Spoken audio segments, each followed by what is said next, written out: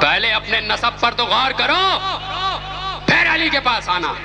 علی کوئی معمولی شخصیت نہیں ہے کہ ہر کس و ناکس علی پر اعتراض کرنا شروع کر دے، نہیں، پہلے اپنی ذہن کو اتنی بلندی پر تو لاؤ کہ علی کی خاک پا تک پہنچ سکو۔ علی کے ذہن تک پہنچنا تو کسی کے بس کی بات نہیں ہے، اس لیے کہ اللہ نے کہہ دیا کہ علی کو کوئی نہیں سمجھا سوائے میرے اور رسول کے۔ تو اگر کبھی تمہارے اوپر وہ منزل آئے کہ وہی آنا شروع ہو جائے اور منزل رسالت پر آ جاؤ، تب شاید علی سمجھ میں آ جائے، اور منزل رسالت پر آنے والا کوئی ہے نہیں، اس لیے کہ رسول کہہ گئے کہ مجھ پر نبوت ختم ہو گئی، لہٰذا علی کسی کی سمجھ میں نہیں آ سکتا۔ یہ علی کی شخصیت نہ سمجھ میں آنے والی شخصیت ہے کہ جو آج علی پر لوگ اعتراض کر رہے ہیں، اس لیے کہ علی سمجھ میں نہیں آ رہا، جب سمجھ میں نہیں آ رہا تو اعتراض ہو رہا۔ بھائی رسول کا یہ بہت بڑا احسان ہے، اور اللہ کا یہ احسان ہے کہ اس نے کہہ دیا کہ قل انما انا بشر مثلکم، یہ انسانیت پر بہت بڑا احسان ہے کہ اللہ نے کہہ دیا کہ اے رسول ان سے کہہ دیجئے کہ میں تمہاری طرح کا بشر ہوں۔ بس یہ آیت قیامت ہو گئی کہ میں تمہاری طرح کا بشر ہوں۔ بھائی رسول کہہ رہے ہیں میں تمہاری طرح کا بشر ہوں، یہ نہیں کہا کہ تم میری طرح کے بشر ہو، بہت فرق ہے دونوں چیزوں میں۔ رسول کہہ رہے ہیں میں تمہاری طرح کا بشر ہوں، تم میری طرح کے بشر نہیں ہو سکتے، اور کوشش بھی نہیں کرنا، اس لیے کہ جس ظرف میں جتنی وسعت ہو اس میں اتنا ہی سامان سما سکتا۔ یہ جو فضائل علی ہے نا، اس کا لوڈ بہت ہے۔ ایک بلب ہے 100 واٹ کا کرنٹ برداشت کر سکتا، اس میں آپ 500 واٹ دوڑا دیجئے، بھگ سے پھٹ جائے گا۔ یہی دماغوں کا عالم ہو رہا ہے، ذہن میں علی کے فضائل کا کرنٹ برداشت کرنے کی صلاحیت نہیں ہے، اور ہم پڑھ رہے ہیں علی کا خطبۃ البیان تو اب ذہن بھگ سے اڑ جاتے ہیں۔ خطبۃ البیان تو 5000 اور 5 لاکھ واٹ کا کرنٹ ہے نا بھائی، جو علی نے خطبۃ البیان دیا ہے اور اپنا تعارف کرایا ہے، یہ تو 5 لاکھ کا کرنٹ دوڑایا ہے نا علی نے۔ تو اب جس میں یہ کرنٹ برداشت کرنے کی صلاحیت ہو وہی علی کے فضائل برداشت کر سکتا، ہر کسی کے بس کی بات نہیں ہے۔ تو پریشان ہونے کی ضرورت نہیں ہے کہ اگر کوئی یہ کہہ دے کہ کیا علی علی ہر وقت کر رہے ہیں آپ لوگ، کیا خندق اور خیبر اور کیا یہ صاحب آپ نے لگا رکھا ہے، تو آپ سمجھ جائیے کہ یہ 60 پاور کا بلب ہے، سمجھ جائیے۔ اور دوسری بات کیا کہ معصوم نے اور بھی بات بتائی ہے کہ اپنے دلوں میں جب محبت علی کی ٹھنڈک محسوس کرو تو اپنی ماں کو دعا دینا کہ اس نے امانت میں خیانت نہیں کی۔ یہ چھٹے امام کی حدیث ہے، مسلم حدیث ہے اور مانی بھی حدیث ہے، اس میں کسی کو اعتراض نہیں ہے۔ تو علی سمجھ میں نہیں آ سکتا، جب علی سمجھ میں نہیں آ سکتا تو پھر علی کی اولاد کیسے سمجھ میں آ سکتی ہے؟ اور جو گفتگو تھی کہ یہ ہے محافظ قرآن، ہر قدم پر قرآن کی حفاظت کی ہے، اس لیے کہ قرآن اس کا کلام ہے اور اس کی معرفت کروانے کے لیے اس دنیا میں آئے ہیں، کیونکہ اس دنیا کا بنانے کا مقصد ہی یہ تھا کہ اللہ نے کہا کہ میں نے چاہا کہ میں پہچانا جاؤں تو میں نے محمد تمہیں خلق کیا۔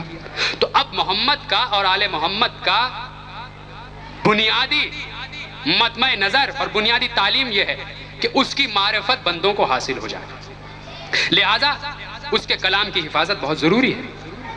اسحاق کندی اس نے ایک تفسیر لکھی، تفسیر کیا لکھی؟ ایک کتاب لکھی تناقض القرآن، تناقض القرآن اس نے ایک کتاب لکھی، اس میں اس نے قرآن کی متنازعات آیتوں کو جو ایک دوسرے سے ٹکراتی تھیں، جو ایک دوسرے کی تکذیب کرتی تھی، اس کے ذہن میں اس کی فکر کے مطابق، حالانکہ قرآن کی آیت کو ایک دوسرے کو رد نہیں کرتی، وہ یہ کہتا تھا کہ قرآن میں کئی آیتیں ایسی ہیں جو ایک دوسرے کی رد ہیں، اور قرآن میں کئی الفاظ ایسے ہیں کہ جو ایک دوسرے کی رد کرتے ہیں، جو ایک دوسرے کو جھٹلاتے ہیں۔ اس نے وہ الفاظ اور وہ آیتیں جمع کی تھیں اور ایک کتاب اس نے ترتیب دی، اسحاق کندی نے۔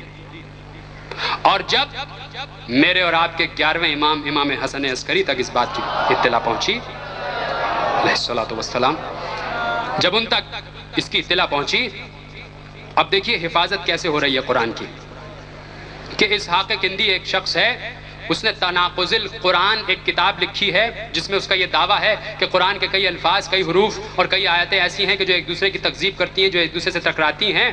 تو ایک مرتبہ امام نے اپنے ایک شاگرد کو بلایا اور کہا کہ دیکھو اسحاق کندی جو ہے اس نے یہ کتاب لکھی ہے، میں چاہتا ہوں کہ تم جاؤ اور اس کی شاگردی اختیار کرو اور اس کا اعتماد حاصل کرو۔ جب تم پر اعتماد قائم ہو جائے تو اس سے اس کی کتاب کے متعلق ایک سوال کرنا۔ کہا وہ کیا؟ کہا جب تم پر اعتماد ہو جائے تو اس سے پوچھنا کہ یہ کلام کس کا ہے؟ وہ کہے گا اللہ کا۔ کہا تو اس سے کہنا کہ اگر اللہ جو اس کلام کا مالک ہے وہ آ جائے اور اپنی آیتوں کے تفسیر اور مفہوم بتانا شروع کرے اور ترجمہ بتانا شروع کرے تو کیا ضروری ہے کہ وہ باتیں بتائے کہ جو تم نے لکھی ہیں یا اس سے الگ باتیں بتائے گا؟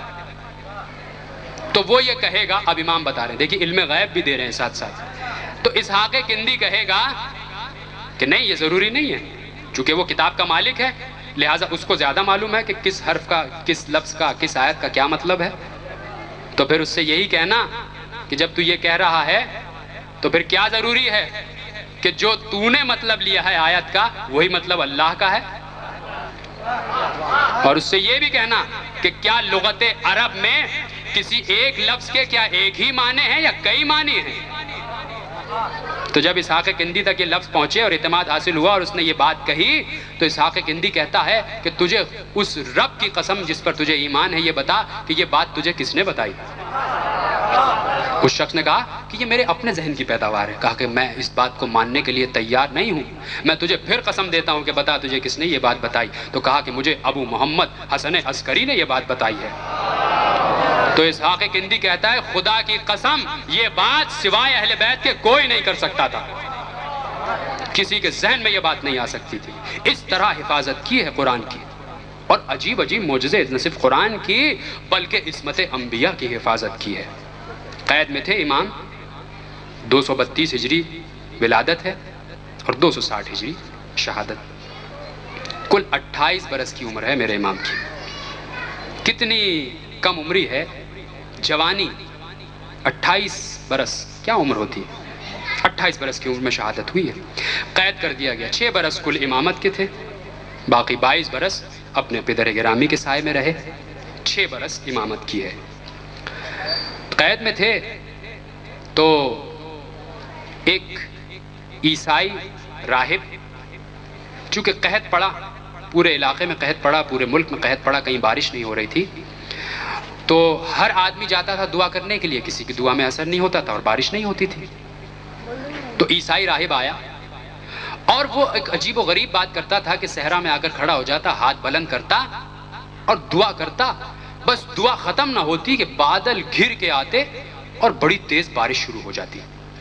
لوگ اس کا یہ عمل دیکھ کے اس سے متاثر ہونا شروع ہوئے، مسلمان بھی اس سے متاثر ہو گئے اور لوگوں نے عیسائی مذہب اختیار کرنا شروع کر دیا۔